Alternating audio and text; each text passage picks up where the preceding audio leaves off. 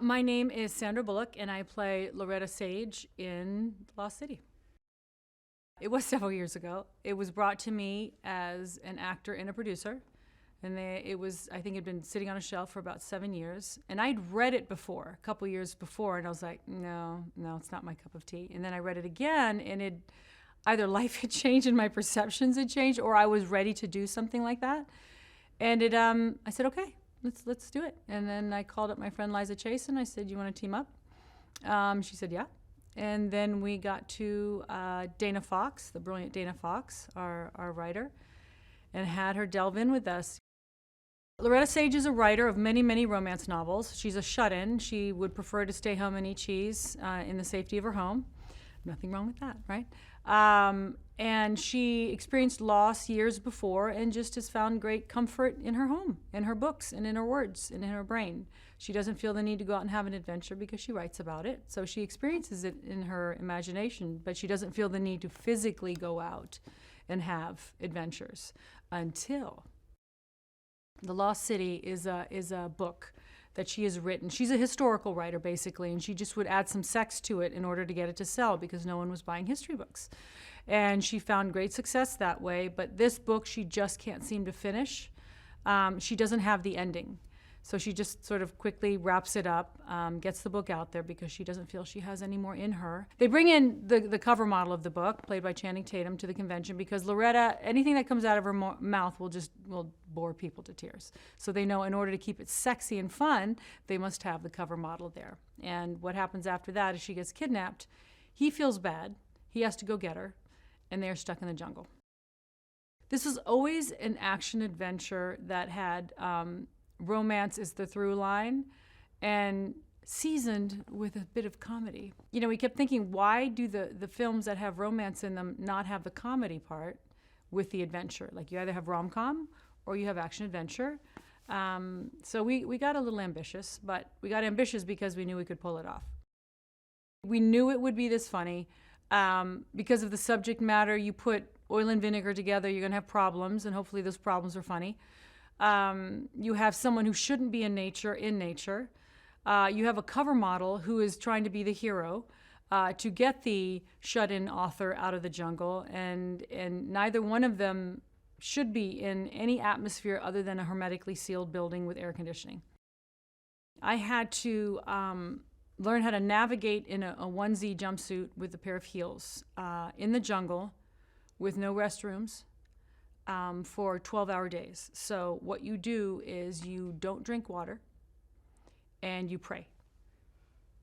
That was my training. I did a lot of praying for the end of the day so that I could unzip the onesie and get out of it in the middle of the jungle. Here's the nice thing about Chan is that he's a physical comedian. He's a comic who physically uses his body to convey the joke. I understand that. That's how I operate. And it's so nice to have a partner that you feel, A, as comfortable as I did with Channing. B, we have really good timing. We're different enough that we complement each other, but we're also really helpful to the other one. If someone bats something at you, the other one will. But it's all physical. And, this whole film was, we were glued at each other's sides. So you have to really like the person and feel safe with them, and I really did, and I hope he felt the same with me, but I just like being in his presence. I like trying to see what physically we could come up with that day in a tight situation, because it was always in a tight, uncomfortable situation. Channing Tatum brings to Dash a gold mine. I mentioned he's a physical comic. He's just so self-deprecating. There's nothing about him that's ego-driven in the role of Dash, which is so important because Dash is such an innocent. He's not a narcissist. Dash is just wide-eyed and sweet, and not many people can play that because there's not many wide-eyed, sweet people, but Channing has such an intuition comedically about Dash and how to play it. It was just so sweet. And then on top of it, he's really handsome, and he's Channing. He's got a six-pack, and I don't. So I'm glad one of us had it, and I'm glad he was willing to take his shirt off and his pants, because I wasn't. So that's what he brings to it. ass and abs. Sorry, is that disrespectful? I think not.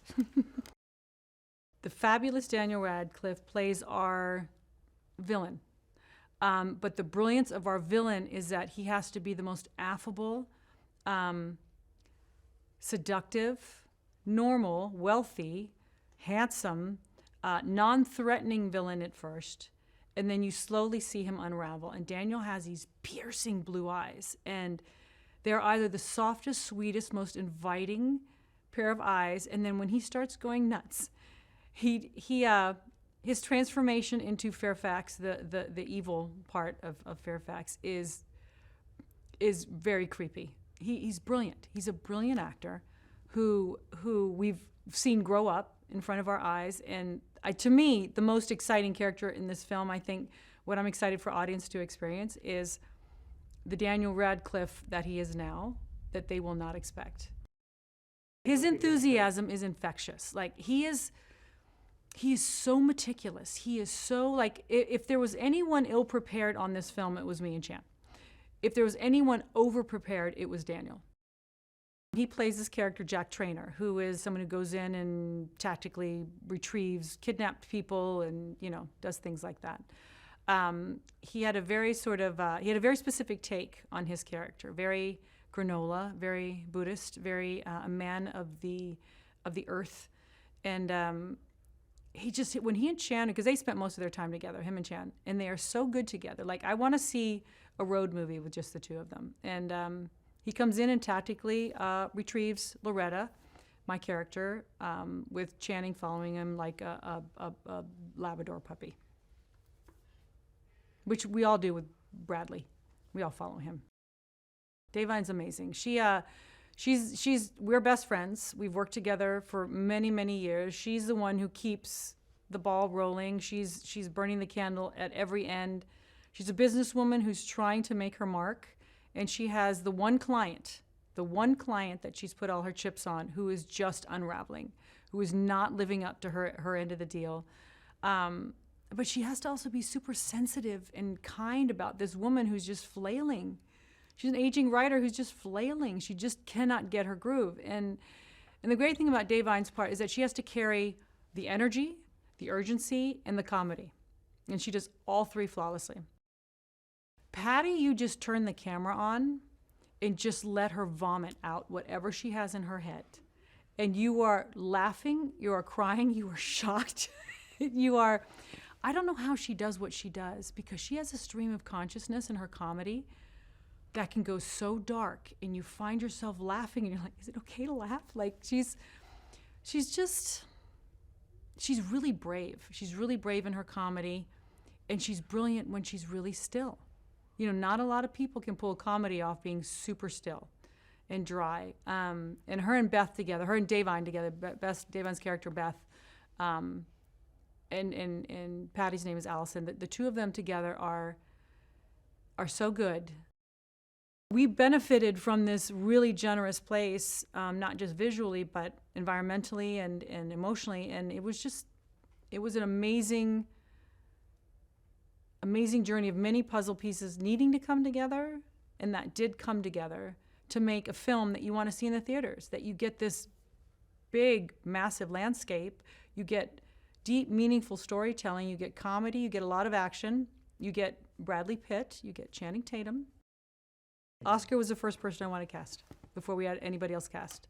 When we did this, I said, I told the writer, we need to write a part for Oscar. I need to be in his presence again. I didn't have enough to do with him, so we wrote Oscar before we actually hired him.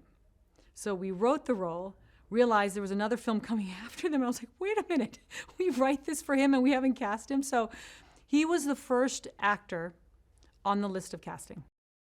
So this jumpsuit, as problematic as it was genius. Because had we been in the jungle and I was wearing something brown or khaki, something that was appropriate for the jungle, we would not visually have the film that we have now. We have a sequined jumpsuit that's in fuchsia, in this gorgeous greenery.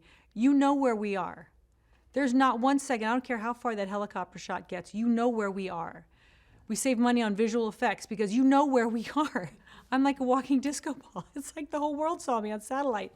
The taxing thing was just, it's hot. You're in a jumpsuit. I'm going to be talking about the jumpsuit for the rest of my life, but would I have changed it? Hell no, because it was funny, it was inappropriate. Here was this woman with the stick up her butt who just couldn't get out of her own way. It was so tight and she just couldn't relax, and she was in a jumpsuit that she was forced into at the beginning of the film by her bestie. She said, just wear it for 2 hours, it's on loan, it'll make you sparkly, somehow it will make her sexier. It didn't. And you just return it and we'll be done. Little did she know she would be kidnapped in the jumpsuit, in a jungle, in the Dominican Republic.